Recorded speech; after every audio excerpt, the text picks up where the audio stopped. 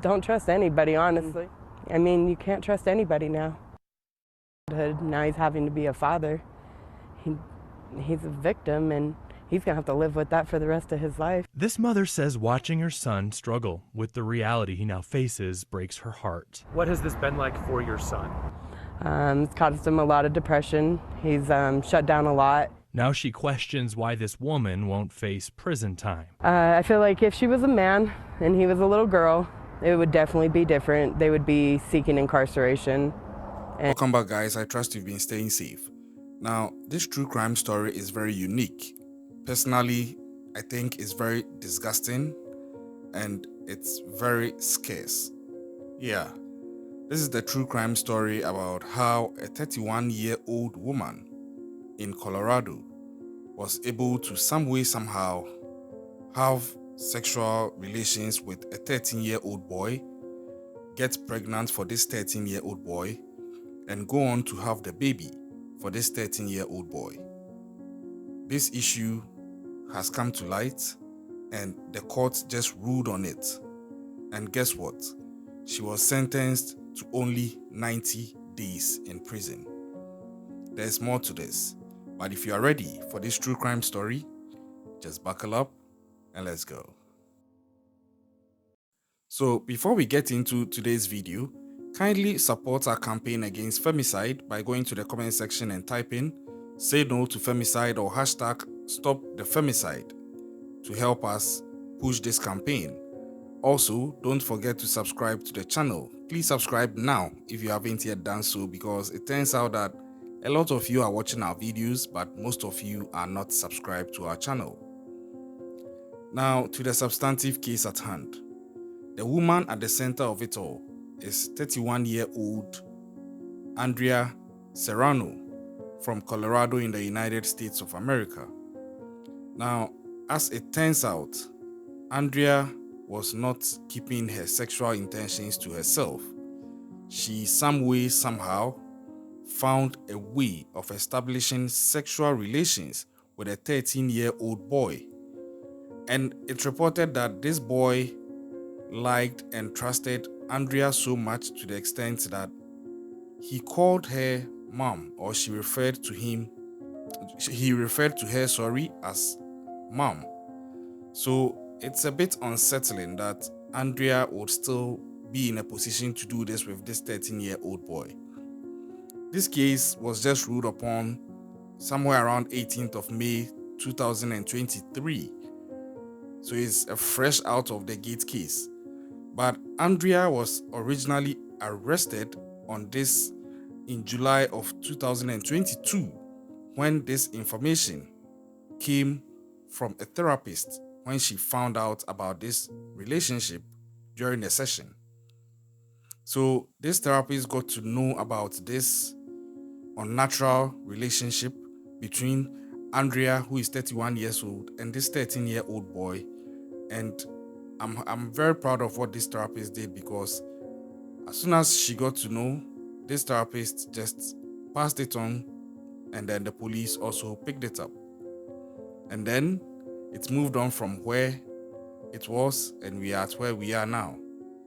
But the question is not just about this type of relationship, but also extends to the type of sentencing or the details of the sentencing that was handed over to Andrea. It's obvious, she being a 31-year-old adult, you can't have sexual relations with a 13-year-old who is a minor. It's obvious. But then, it is being reported that Andrea and her legal team were able to secure a deal. When Andrea was arrested in July of 2022, she was charged with sexual assault on a child by one in a position of trust, as well as also being charged with sexual assault on a child. But then she was released shortly after being put on a bond of $70,000. So leading up to the court hearing, it was reported somewhere in March that Andrea's lawyers had come to a plea deal with the prosecutor, and that it would force her to register as a sex offender, but then It would also mean that she would avoid prison and be put on probation until May. Now, as the whole thing has turned out, Andrea is supposed to serve 90 days in prison, in addition to still having to comply to the original terms of that plea deal. The terms include 10 years to life on sex offender intensive supervised probation. And some people think that it's not fair. Since her arrest, Serrano has since also given birth to this teenage boy's baby.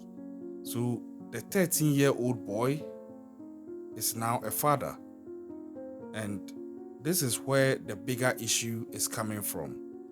This 13-year-old boy, who is himself a child, has now become a father to this baby with this 31-year-old adult who should have actually known better than to enter into sexual relations with this kid. And as it stands now, the child is in the care of Andrea. The child's family the boy's family are seeking to petition the courts to gain custody of this baby. And the boy himself, who is the victim of Andrea, is now turning 14 years old. So it's a whole thing. It's a whole thing. And when I do the analysis, about 4 or 5 years from now, when this baby is grown to an extent that it can ask questions about who is my mom, who is my dad, this baby clearly will begin to see that my dad is very younger than my mom, and he might even think his dad might be his brother. Not to talk of when this baby gets older and gets to understand how it was even born. Imagine the trauma. Imagine how the baby or the child might feel. I feel this is going to have generational implications, but that is my opinion. What do you think? Leave your comments in the comment section. But then, it was something that didn't sit well with the mother of the boy who had been victimized by Andrea, because she felt that her son had been robbed of his innocence and his childhood, and that he is actually a victim in all this, and he's going to live with this for the rest of his life. And she made a very good point when she was interviewed, talking about the fact that it's almost as though the system was being lenient with Andrea because she's a woman, and maybe because she was also pregnant, and they are having compassion on her. Because sincerely, imagine if it was the other way around, and the adult in this case was a 31-year-old man, and the teenager, the boy or the victim, was a 13-year-old girl who had been impregnated by a 31-year-old man.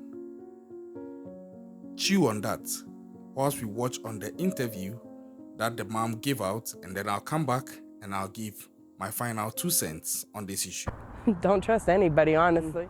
I mean, you can't trust anybody now. Now he's having to be a father. He's a victim, and he's going to have to live with that for the rest of his life. This mother says watching her son struggle with the reality he now faces breaks her heart. What has this been like for your son?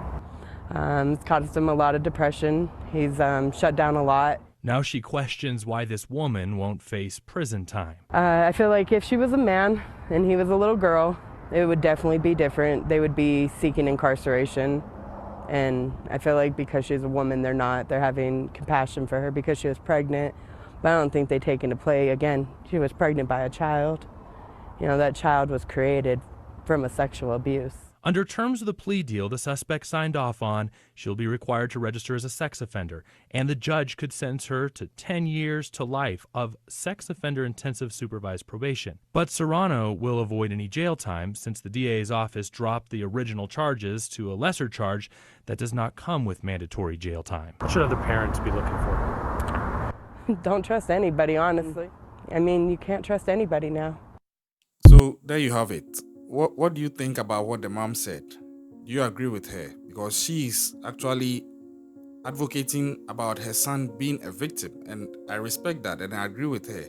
He is a victim, not just him. To an extent, even the child will grow up, and the memory of how this child was conceived could end up making the child a victim in a way, because this child could end up feeling that it didn't come out like other children usually do. I hope it doesn't get to that point for this child, but then the boy at the center of it is actually a victim, and I respect the concerns of his mom. Now, on the issue of whether the justice system is being compassionate, I respect her concerns, and there are people who agree with her. Actually, I'm on the fence on this because a part of me sort of agrees with her, but then the rational part of me also thinks that it could be justified as to how come the system chose that decision, because Andrea just gave birth to this child. So definitely the child is going to need its mommy. Now, if the mommy is imprisoned, I don't know how that will affect the child. But then others also seek to counter my view by saying that in any case, she's going to go to prison for 90 days. If that is possible, then it should be possible to extend those 90 days. I'm not so sure about how the legal system in America works. These are just the opinions of people and what my view has been on this, but we respect the legal system. I'm sure they took the decision that is best. But what do you think about this whole issue? Leave your comments in the comment section. And the mother of the boy said something. Don't trust anybody. You can't trust anybody anymore, because Andrea was in a position of trust where she was having this boy in her care and ends up having a child with this 13-year-old boy while she is 31 years old. Of all the men on this earth, or let me say of all the males on this earth, how could you just choose this? Is this a form of pedophilia? I think so. Let me know if I'm right or wrong, but I think so. Just that this is usually uncommon, because you would have pedophilia manifesting more towards grown-up men to little ladies or little girls. But in this case, this is a very odd and unusual instance of such a phenomenon. But I don't know. My heart bleeds for the boy, and I feel a bit worried for the baby, looking at the implications of all these dynamics in about 5 to 10 years' time for this kid. Let's have a conversation on this in the comment section. Again, keep an eye out. Really keep an eye out. Look at people 2-3 times, read their behavior. Don't put anything past anybody. This could have been anyone's kid, honestly. Because on what earth are you going to dream up this possibility? But I'm sure maybe the signs could have been there if somebody was careful enough to be looking. And again, try and stay safe out there. Subscribe to the channel if you haven't yet done so. Leave your comments in the comment section on this. Don't forget to type the say no to femicide, hashtag let's stop the femicide, to support our campaign. And we'll catch you next time. Stay safe.